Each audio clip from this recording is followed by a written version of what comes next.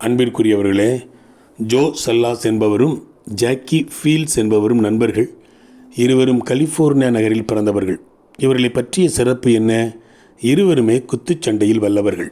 1920ஆம் ஆண்டு வாக்கில் இவர்கள் வெல்லாத குத்துச்சண்டை போட்டியே அமெரிக்காவில் கிடையாது என்று கூறும் அளவுக்கு இருவரும் பேரும் புகழும் பெற்று விளங்கினர்.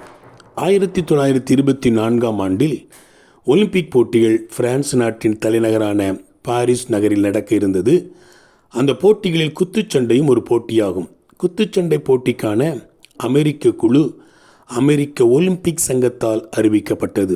அனைவருமே அந்த குழுவில் சல்லாஸும் ஜாக்கி ஃபீல்ட்ஸும் இடம்பெறுவர் என எதிர்பார்த்து கொண்டிருந்தனர். ஆனால் குழுவில் ஜோ சல்லாஸின் பெயர் இடம்பெற்றிருந்தது. ஜாக்கி ஃபீல்ட்ஸின் இடம்பெயரவில்லை. குறிப்பாக ஃபீல்ட்ஸுக்கு மிகுந்த வருத்தம். ஆனால் ஃபீல்ட்ஸின் பெயர் ஒலிம்பிக் குத்துச்சண்டை அமெரிக்க குழுவில் இடம்பெறாததைக் கண்டு சல்லாஸ் மிகவும் கோபப்பட்டார். கடைசியில் ஒரு அறிக்கையை விட்டார். ஃபீல்ட்ஸ் அமெரிக்காவிலே தலை சிறந்த ஒரு குத்துச்சண்டை வீரர். அவருடைய பெயர் அமெரிக்க குத்துச்சண்டை குழுவில் இடம்பெறவில்லை என்றால் என்னுடைய பெயரும் இடம்பெற வேண்டாம், என்னையும் குழுவை விட்டு நீக்கிவிடுங்கள் என்று அவர் பகிரங்கமாக பேச ஆரம்பித்தார். நிலைமை மோசமாவதைக் கண்ட ஒலிம்பிக் தேர்வுக்குழு ஃபீல்ட்ஸின் பெயரையும் சேர்த்து குத்துச்சண்டை குழுவிலே வெளியிட்டது. ஃபீல்ட்ஸுக்கு மிக்க மகிழ்ச்சி, சல்லாஸுக்கு அதைவிட மிக மகிழ்ச்சி. இருவரும் ஒன்று சேர்ந்து பாரிஸ் சென்றனர். குத்துச்சண்டை போட்டியில் கலந்து கொண்டனர். அந்த ஒலிம்பிக் போட்டியில் ஃபீல்ட்ஸ் மிக சிறப்பாக குத்துச்சண்டை போட்டார். சல்லாஸும் சிறப்பாக விளையாடினார். நண்பர்கள் இருவரையும் எவரும் எதிர்த்து நிற்க முடியவில்லை. இறுதி ஆட்டத்தில் நண்பர்கள் இருவருமே மோத வேண்டியது ஆகிவிட்டது. ஒலிம்பிக் இறுதி குத்துச்சண்டை போட்டியில் சல்லாஸும் ஃபீல்ட்ஸும் மோதினர். ஒருவர் மிஞ்சும் அளவுக்கு இருவரும் குத்துச்சண்டை செய்தனர். ஆனால் கடைசியில் வென்றது யார்? ஜாக்கி ஃபீல்ட்ஸ் தான். நண்பன் ஜாக்கி ஃபீல்ட்ஸை குத்துச்சண்டை குழுவில் இடம்பெறச் செய்ய வேண்டும் என்று ஆக்ரோஷமாக போராடினானே சல்லாஸ், அவர் தோல்வியை தழுவினார். இதற்காக சல்லாஸ் எள்ளலும் வருந்தவில்லை. போட்டியில் நான் தோற்று போனால் என்ன, என் நண்பன் வென்றிருக்கிறானே, அதுவே எனக்கு போதும் என்ற சல்லாஸ் மிகுந்த மகிழ்ச்சியோடு நண்பனை கட்டி அணைத்து கொண்டார். யோனத்தான், வேதத்திலே யோனத்தான் என்ற ஒரு அரசனுடைய மகன் உண்டு.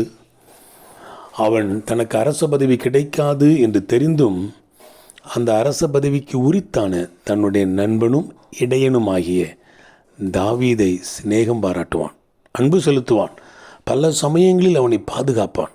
இது மெய்யான நட்பிற்கு இலக்கணமாய் அமைகிறது. யோவான் 15ஆம் அதிகாரம் 13ஆம் வசனத்தில் நம் கர்த்தராகிய இயேசு கிறிஸ்து சொல்லுகிறார், ஒருவன் தன் சிநேகிதருக்காக தன் ஜீவனை கொடுக்கிற அன்பிலும் அதிகமான அன்பு ஒருவரிடத்திலும் இல்லை என்பதாக. இப்படி சொல்லி அவர் அந்த மாபெரும் தியாகத்தை செய்தும் காட்டினார். அன்பிற்குரியவர்களே, நட்பு கௌரவம் பார்க்காது, நட்பு தன்னை உயர்த்தாது, நட்பு நட்பை விட்டு கொடுக்காது, நட்பு நட்பை கீழே விழவிடாது, நட்பு நட்பிடம் ஏதும் எதிர்பார்க்காது. எப்போது நட்பு தன் நட்பை விட தான் உயர வேண்டும், மேலாக வேண்டும் என்று எண்ணம் கொள்ளுகிறதோ அப்போது அது தன் நட்பை விட்டு கொடுக்கும். நட்பு கீழே விழும்போது கண்ணீர் சிந்தாது. நட்பின் காலை இடறின கல்லை கட்டி பிடித்து கொள்ளும், மனதுக்குள் கைகொட்டி சிரிக்கும். நல்ல நட்பு கிடைப்பதும் ஆண்டவனின் வரமே, நல்ல நட்பாக வாழ்வதும் ஆண்டவனின் வரமே. வாழ்த்துக்களுடன் ஜார்ஜ்.